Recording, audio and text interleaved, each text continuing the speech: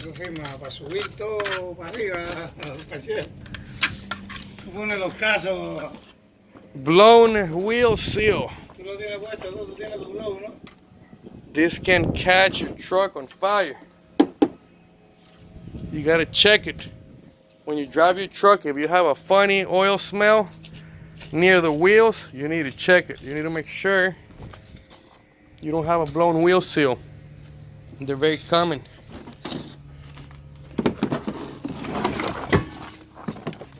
They're very common.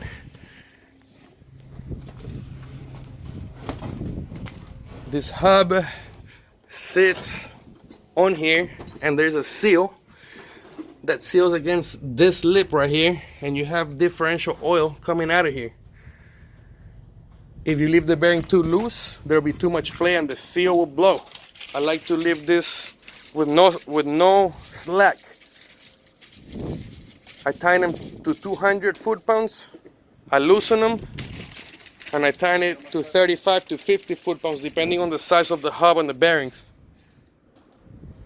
I haven't had one come off, and I haven't had any returns on the seals that I've installed.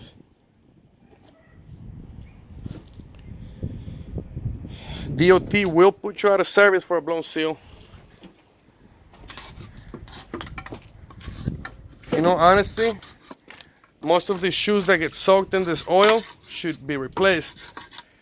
But money's tight sometimes and you gotta do what you gotta do. My recommendation would be to put new ones on, but sometimes you gotta do what you gotta do.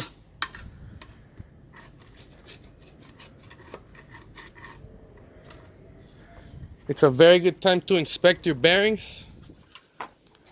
This looks fairly okay. We don't have any deep gouges. We don't have any pitting on the races, nothing crazy. The races still look smooth.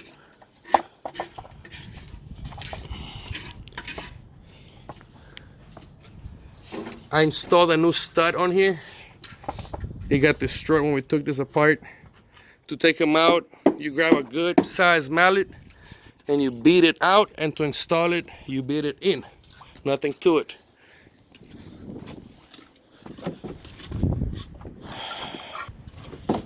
It is vital that when you install the seal and the oil, you put oil in this hub. If you don't, it's gonna burn up the hub. Some hubs will have a Allen bolt on this housing that you can remove once everything is put together, and you can fill up the hub with oil through that bolt hole that it would have here somewhere. I don't think this one has one. So what I do is I'll put the seal at the back with the back bearing in place, and I'll place this hub like so, and I'll fill the cavity to the highest point I can without it leaking. And then I stab it in its place. I put the outer bearing and the axle shaft back in place. I make sure the differential is full of oil. And then I will lift the opposite side that I'm fixing real high so that the oil that's in the pumpkin in the differential will slush to the side, allowing the bearings and the races to get much needed oil.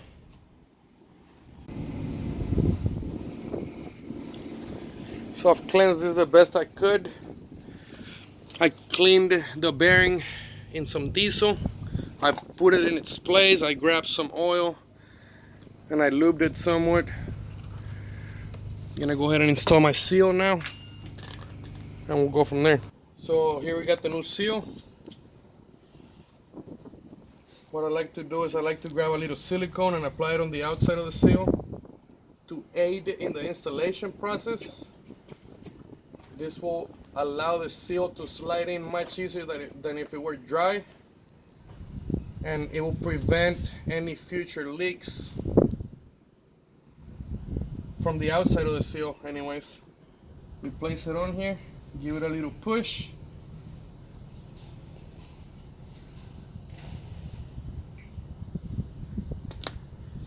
Let me see that rag. Okay, and then we'll just place our tool on top. This side is lifted more, so I'll give it a little tap right here.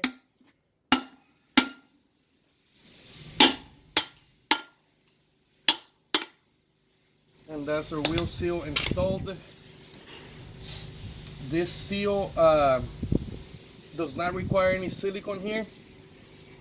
Some of them spin upon themselves. There are different types of wheel seals. This one in particular does not require any silicone on this side of the seal. We'll make sure this seal is completely seated on here. As you can see, I'm pushing it by hand. That's because I put that silicone, and that helps us to slide it in. If it were dry, it would be so much harder. We'll clean our seal. We'll place this hub on its side, and we'll go ahead and fill this cavity as much as we can with oil, so that we don't starve this hub and these bearings of oil. Here I am filling up the cavity as high as I can without making a mess. We don't want it slushing out of the back. We don't want it slushing out of the front. What we're trying to do is fill the cavity without leaking any. Here we have the outside bearing.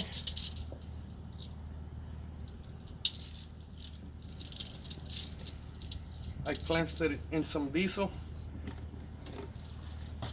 I'll go ahead and look this one up a little bit to help it out. Place it in here so that when I put this whole hub on here, it goes in square. If you don't have this bearing, you know, if you don't have this bearing installed in the hub when you install it, the seal is gonna want to wobble all over the place. By having that bearing in its place, it will only let this hub go on there properly. It can't go on wrong with that bearing in place. We'll go ahead and slide this on here gently so that we don't damage anything. Once we have this bearing on this spindle, it shouldn't be a problem. Come film right here.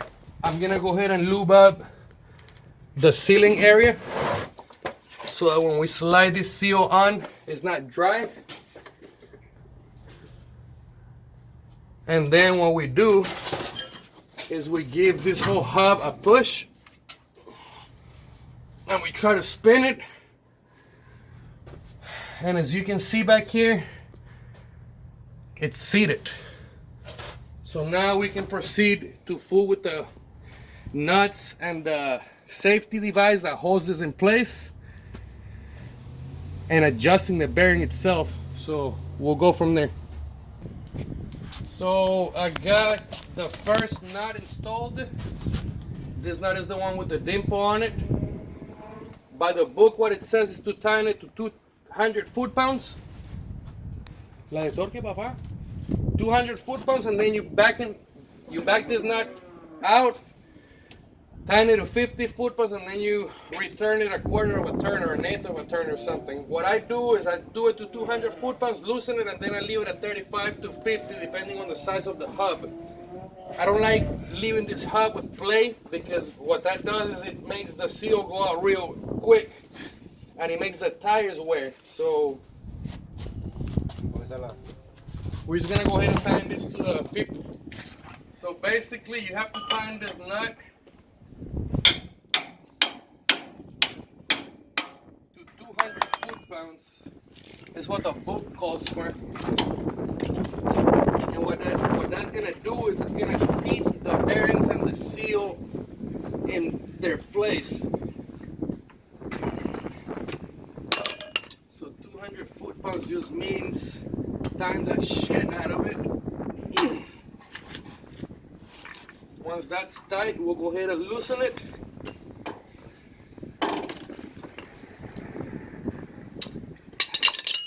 And on this particular hub, I'm gonna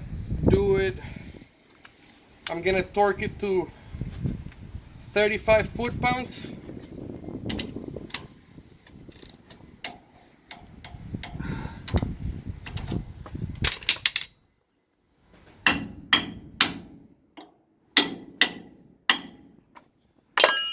Awesome.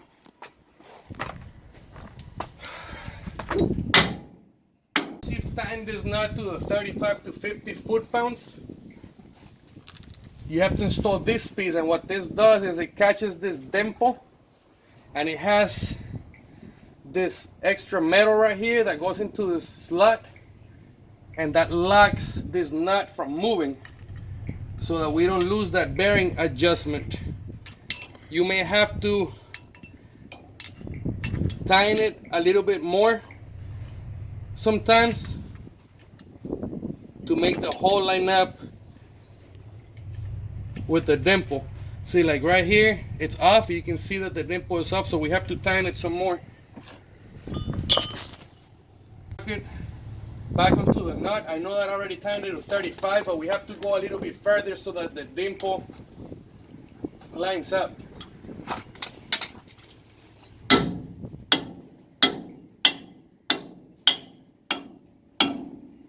For some reason, this socket is extremely tight on this nut. Pausalo. So I managed to put this dimple where it needs to be so that it lines up with one of the holes, so that I can insert this slot, this thing into the slot. Once that happens, you can put the last nut, and this one gets torqued to 200 plus foot-pounds of torque.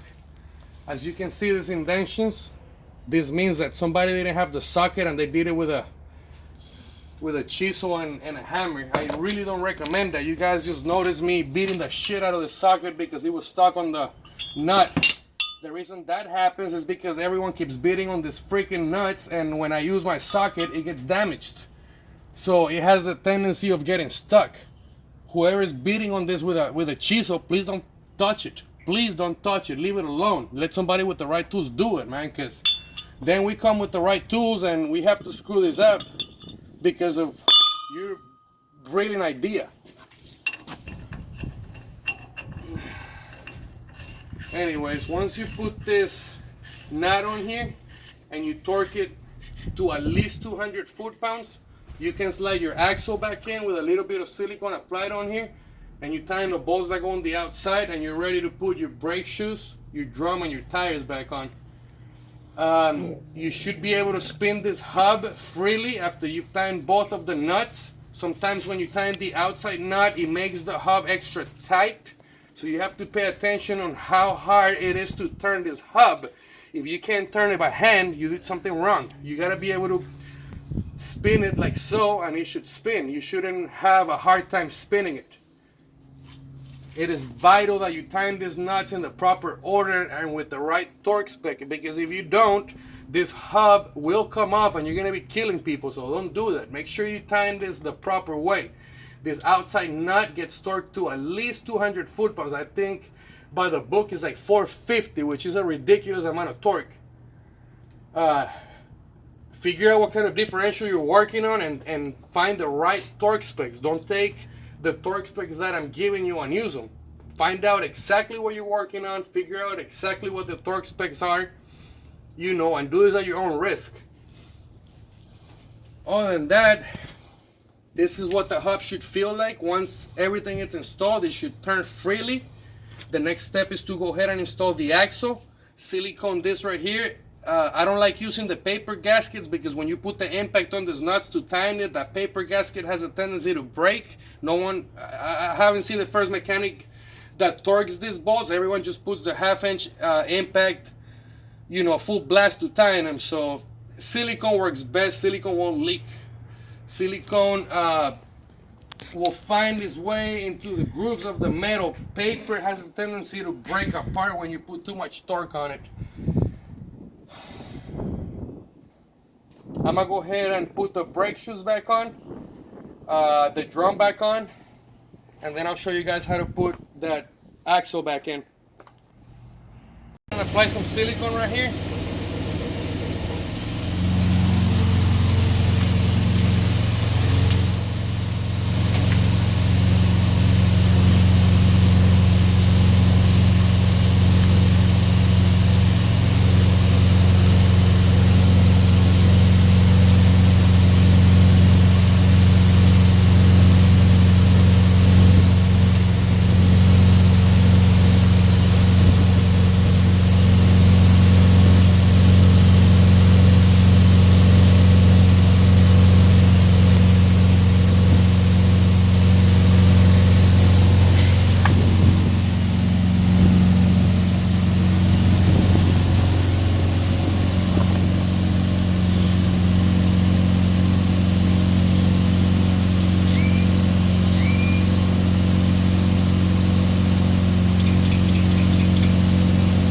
And then we'll go ahead and slide this in. You have to play with it for it to go in.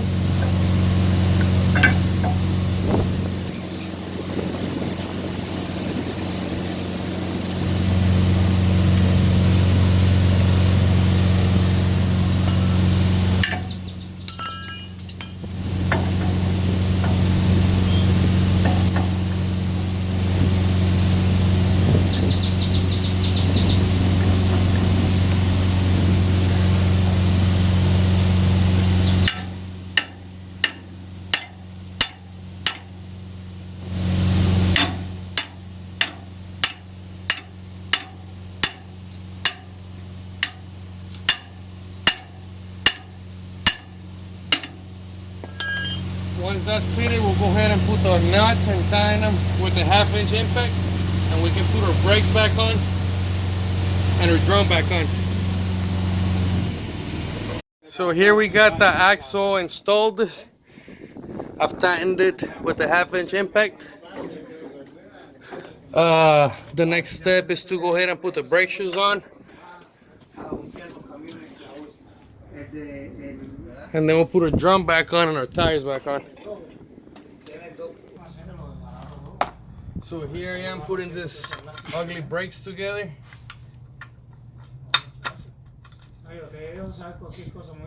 A lot of people leave these rollers off and they put this spring without the rollers. What I do is I leave the rollers in. Pásalo, bro. Pásalo. So I've placed my rollers in here. I've got the one spring installed. Some people take these rollers off and they put the spring without the rollers, and then they find the spring to put the rollers in. The way I do it is I put this spring on first,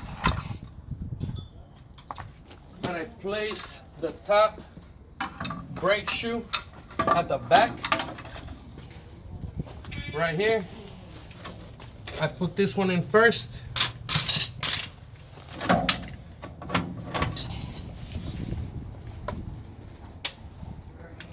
And if you look at this S-cam, the roller is not where it needs to be. So we're gonna turn the slack adjuster. We're gonna crank it so that this S-cam accepts the roller.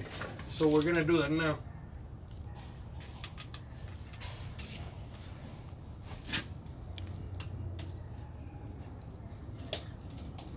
You can see how the S-cam starts to turn and the brake shoe falls into place. So we'll leave it right there, and then we'll grab this brake shoe and position it the same way. We have the roller on the S-cam right here, and then we can fight these two springs. Put the springs on is with this long needle nose pliers that are bent at a 90-degree angle, and I simply put the spring in here at the bottom, and with my needle nose pliers I grab them right here, both hands at the bottom right here, and with your knee you help push up on the spring and you put it in its place.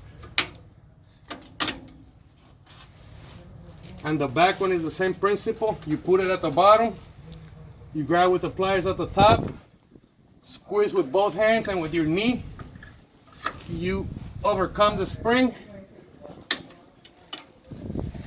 Acá, hermano, para que se vea, porque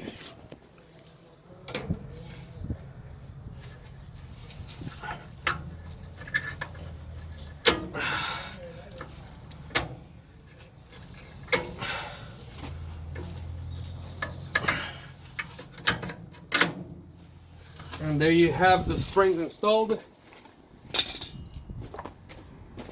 The next step is to install the drum.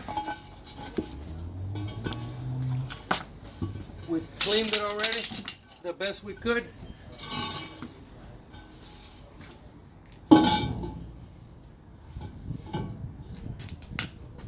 I like to lift this with my legs and guide it with my hands.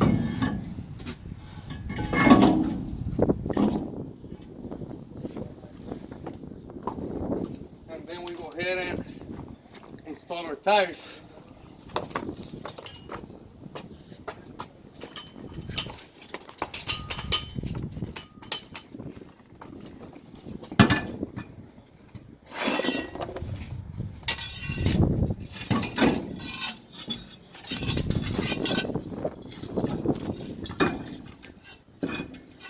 Get these lug nuts started and tightened, and we'll go from there.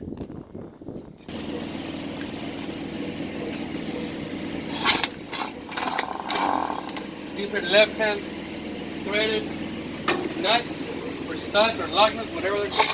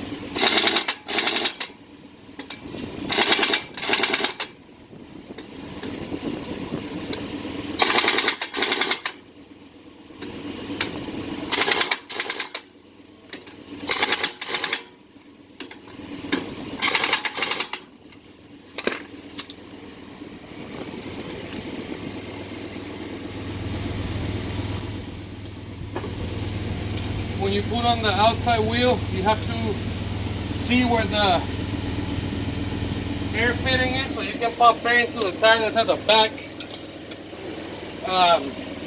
It's ideal to put them opposite from each other, so I'm gonna leave this one right here, if you will.